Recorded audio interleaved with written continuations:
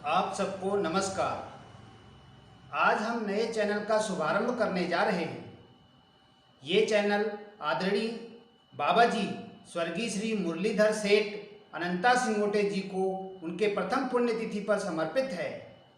महाकाल उनको स्वर्ग में स्थान दे, ये ही हम सब की प्रार्थना है।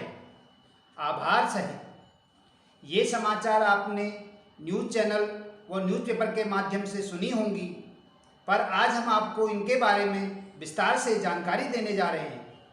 6 अगस्त को चीनी महान विद्वान ची शानलिन के जन्मदिन की वर्षगांठ थी। ची शानलिन 6 अगस्त 1911 को चीन के शांतों प्रांत के ल्योछेंग शहर में पैदा हुए थे। वर्ष 1930 में उन्होंने चीन के सिन्हुआ विश्वविद्यालय में अध्ययन करना आरंभ किया। वर्ष 1935 में वे जर्मनी गए, वहाँ संस्कृत भाषा का अध्ययन किया। चीन वापस लौटने के बाद वर्ष 1946 में उन्होंने पेकिंग विश्वविद्यालय में पूर्वी भाषा विभाग की स्थापना की। इससे उन्होंने प्रोफेसर चीन के मुंह के साथ भारतीय अध्ययन पर शिक्षण अनुसंधान कार्य किया। साहित्यिक जगत में भारतीय महान कवि रविंद्रनाथ टैगोर, चीनी विद्वान ची शानलिन दोनों के नाम सबसे आगे आते हैं। वर्ष 2008 में ची शानलिन को भारतीय अध्ययन में योगदान की वजह से पद्म भूषण पुरस्कार भी दिया गया।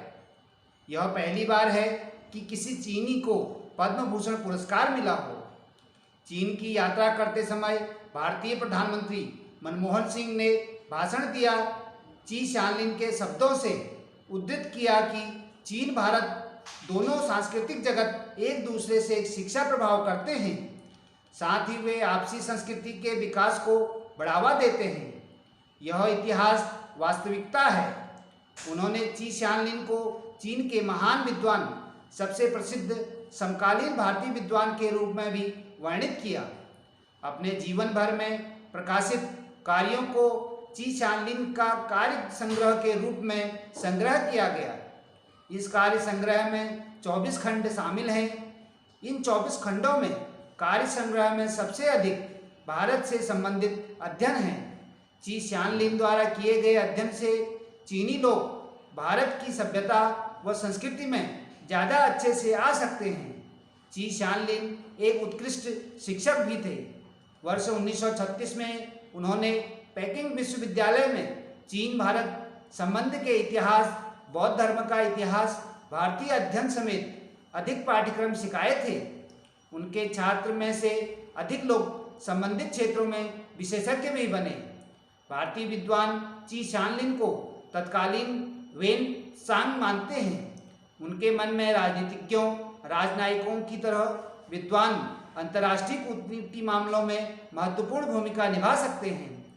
वे चीन भारत सांस्कृतिक आदान प्रदान इतिहास में एक मील के पत्थर की तरह महत्वपूर्ण है।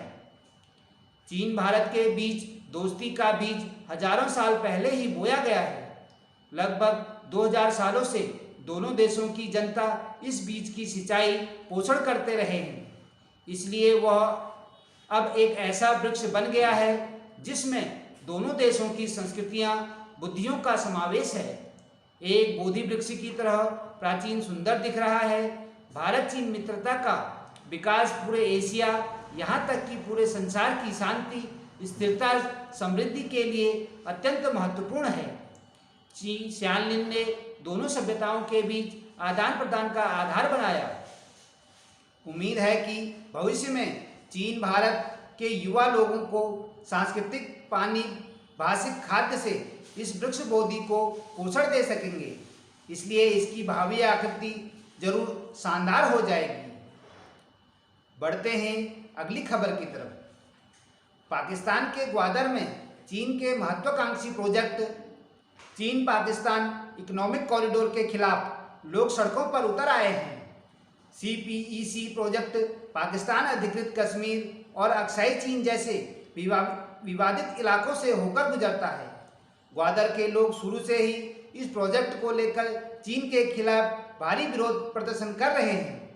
इसी क्रम में गत दिवस भी स्थानीय लोगों ने चीनी कंपनियों और CPEC परियोजना का विरोध किया और चीन विरोधी नारे लगाए। इमरान खान सरकार के फैसलों के लिए इस्लामाबाद की निंदा की।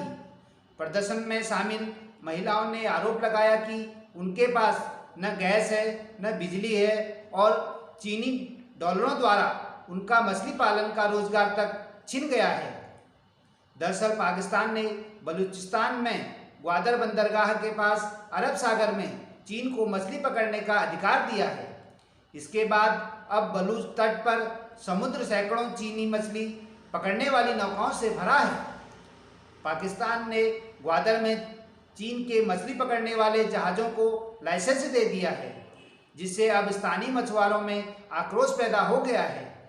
भारत भी इस प्रोजेक्ट का विरोध करता है क्योंकि यह पाक अधिकृत कश्मीर से गुजरता है। मुख्य तौर पर यह एक हाईवे और इंफ्रास्ट्रक्चर प्रोजेक्ट है जो चीन के कासगर प्रांत को पाकिस्तान के ग्वादर पोर्ट से जोड़ेगा। इस प्रोजेक्ट के तहत पाकिस्तान में बंदरगाह, हाईवे, मोटरवे, रेलवे, एयरपोर्ट और पावर प्लांट के साथ दूसरे इंफ्रास्ट्रक्चर प्रोजेक्ट को डेवलप किया जाएगा। बता दें कि CPEC को बनाने में चीन भारी निवेश कर रहा है। CPEC की कुल लागत 46 अरब डॉलर करीब 31 लाख करोड़ रुपए है। CPEC के साथ पाकिस्तान के इंफ्रास्ट्रक्चर में भी भारी निवेश किया जा रहा है। 13 नवंबर 2016 को CPEC के एक हिस्से को खोल दिया गया। इसके अलावा कुछ पावर प्रोजेक्ट को भी 2017 के अंत में खोला गया। CPEC के तहत मजबूत हाईवे और रेल नेटवर्क तैयार किया जा रहा है। साथ ही ग्वादर और कराची के लिए अलग से हाईवे बनाया जाएगा। इसके अलावा लाहौर और कराची के बीच 1100 किलोमीटर लंबा मोटरवे बनाया जाएगा और रावलपिंडी और चीन सीमा तक बने हाईवे को पूरी तरह से नया बनाया जाएगा। बढ़ते हैं अगली जानकारी की तरफ। देश की राजधानी दिल्ली के अखिल भारतीय आयुर्विज्ञान संस्थान में 352 मरीजों पर हुए शोध में नतीजे सामने आए हैं कि कम रोग प्रतिरोधक क्षमता वाले मरीजों को कपड़े का मास्क नहीं पहनना चाहिए। डॉक्टरों के मुताबिक लंबे समय तक कपड़े का मास्क पहनने से गंदगी होने की वजह से ब्लैक फंगस होने की संभावना ज़्यादा हो जाती है। खासकर ऐसे मरीज जिनकी रोग प्रतिरोधक क्षमता बहुत कम है, उन्हें बहुत ज़्यादा सावधान रहने की ज़रूरत है। एक रिपोर्ट के अध्ययन में 200 मरीज कोरोना वायरस से संक्रमित थे, जिनमें से 152 मरीज ऐसे थे जो कोरोना वायरस के साथ ब्लैक फंगस संक्रमण से भी पीड़ित थे। शोध के मुताबिक ब्लैक फंगस से पीड़ित मिले सिर्फ 18% मरीजों ने ही N95 मास्क का उपयोग किया था। वहीं लगभग 43% ऐसे मरीजों ने N95 मास्क का इस्तेमाल किया था जिन्हें ब्लैक फंगस का संक्रमण नहीं था। इस दौरान ब्लैक फंगस संक्रमण से पीड़ित 71.2% मरीजों ने या तो सर्जिकल या कपड़े के मास्क का इस्तेमाल किया था। इनमें भी 52% मरीज कपड़े वाले मास्क का इस्तेमाल कर रहे थे। इस मामले में एम्स के मेडिकल विभाग के डॉक्टर प्रोफेसर नीरज निश्चल ने बताया कि कपड़े वाले गंदे मास्क का कई बार और देर तक इस्तेमाल करने से म्यूकोरमाइसिस का खतरा ज़्यादा बढ़ जाता है। साथ ही यदि ज़रूरी हो तो कपड़े के मास्क के नीचे सर्जिकल मास्क अनिवार्य रूप से पहने। मास्क इस तरह से पहने कि नाक और मुंह ढके रहे। मास्क को इस्तेमाल करने के बाद बाहर की तरह से ना छुएं। सर्जिकल मास्क एक बार से ज़्यादा प्रयोग ना करें। कपड़े के मास्क को अच्छी तरह धोने के बाद ही इस्तेमाल करें।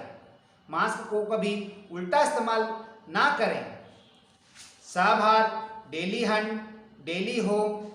धन्यवाद। पुण्य नगरी संवाद। नमस्कार।